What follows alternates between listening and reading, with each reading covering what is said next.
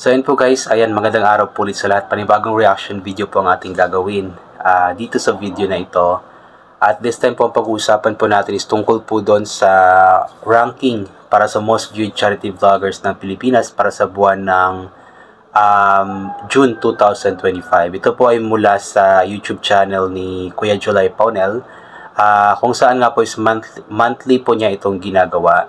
At sobrang nakakatuwa lamang po dahil bumalik na nga po bilang rank 1 most viewed charity vlogger ng Pilipinas para sa buwan ng June, si Pugong Biyahero. Si Pugong Biyahero po kasi dati is dati na siyang rank 1 tapos parang naging rank 2 then rank 3. So in the previous months is nasa rank 2 or rank 3 lamang siya.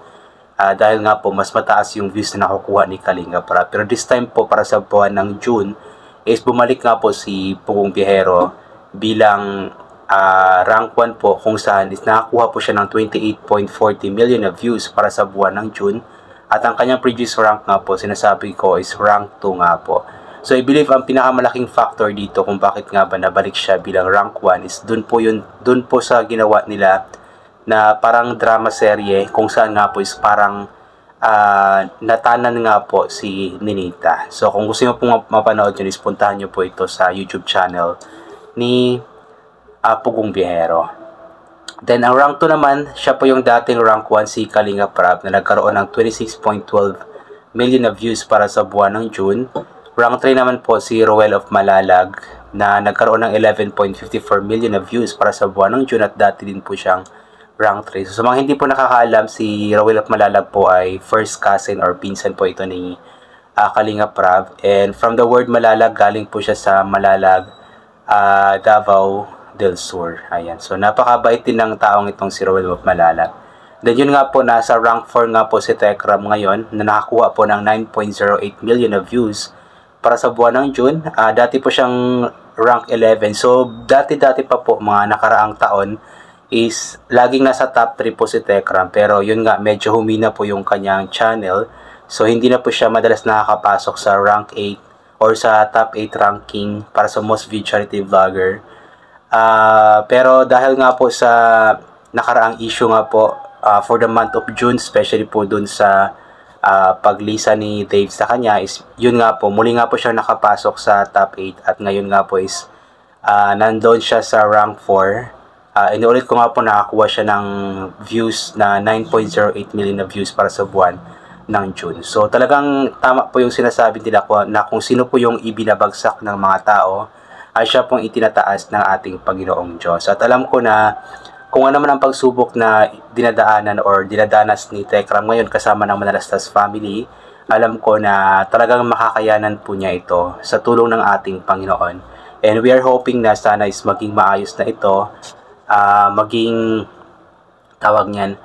maayos na ito, magkabati-bati na, especially dapat humarap na si Dave sa kila Tekram para magkausap na, maklarify yung mga bagay-bagay, ma-verify yung mga bagay-bagay at magkaroon na ng closure para at least makapag-move on na ang lahat, especially ang Manalastas family, sila Tekram, sila Nanay Jack, at maging tayong mga viewers makapag-move on na nga po sa issue po na ito na talagang nagbigay sa atin ng stress sa buong buwan ng Hunyo. Ayan.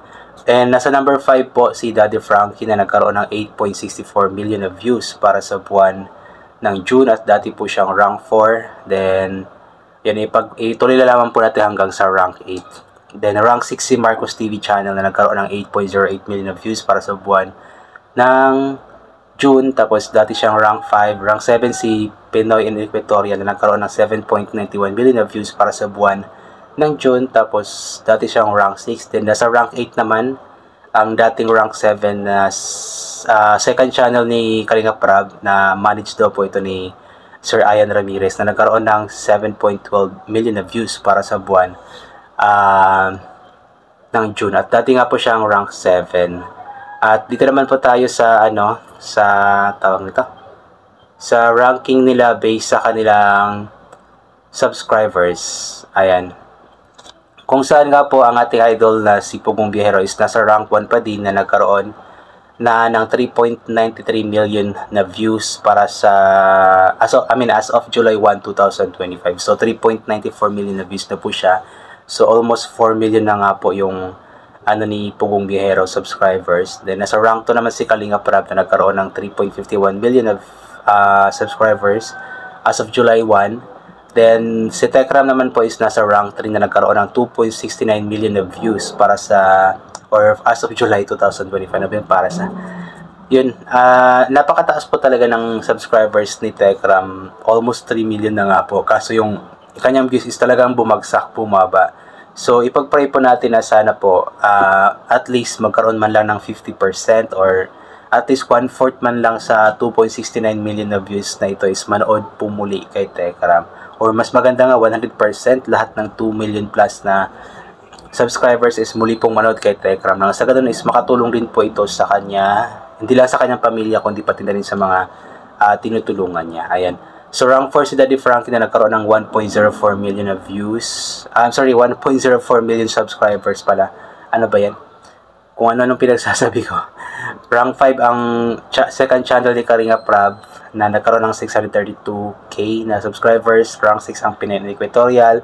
Rank 7 si Rawil of Malalag. Then rank 8 si Marcos TV channel. Tapos dito naman po tayo sa ranking base sa kanilang total views. Total video views as of July 1, 2025. Kung saan si Kalinga Prab ang nasa rank 1 na nagkaroon ng 1.31 billion na total video views. Rank 2 naman si Pugong Biyahero na nagkaroon ng 1.27 billion na total video views. Rank 3 naman sa Tekram na nagkaroon ng 876.92 million na total video views. Rank 4 ang Pinoy and Equatorial na nagkaroon ng 378.39 million na total video views. Then rank 5 si Daddy Frankie, rank 6 si Rawil of Malalag, rank 7 ang second channel ni Kalinga Prab, then rank 8 naman si Marcos TV channel. So yun po yung ranking most viewed charity vloggers ng Pilipinas para sa buwan ng June 2025. Kung saan nga po inuulit ko na muling nakabalik nga po sa rank 1 si Pugong Biyahero. Sa mga hindi po nakakaalam, dati po akong reactor ni Pugong Biyahero, pero yun nga po ipinagbawal po niya ang pagre-reaction, kaya yun, umalis na po tayo. Then yun nga po bumalik naman po sa top 8 si Pugong si Tekram, tapos nakapasok po siya bilang rank 4 para sa buwan ng June 2025. Ayan po. So yun, I think hanggang dito na lang po itong gagawin ko na reaction video regarding po sa ranking na ito. At nagpapasalamat po tayo kay Kuya Juray Paunels para sa monthly update tungkol nga po sa mga charity vloggers ng Pilipinas, especially pagdating sa performance ng kanilang mga channels. Inulit ko, ugaling po natin salamat palagi sa ating Panginoon. Kahit na hindi man natin hinihingi yung mga bagay na natatanggap natin, ay talagang ibinibigay niya. Kaya palagi po tayo magpasalamat sa Kanya. And always bring pa yung kapote, sombrero, or anything na pwede magproteksyon sa katawan kapag lalabas po tayo. Nang sa ganun kapag mainit ay hindi po tayo mainitan. O kapag biglang umulan na hindi po tayo mababasa ng ulan. And always take vitamin C para mabuhos ang ating immune system at hindi po tayo matatamaan agad-agad ng kung ano-ano mang mga sakit-sakit. So once again, inulit ko hanggang dito na lamang po. God bless and bye for now.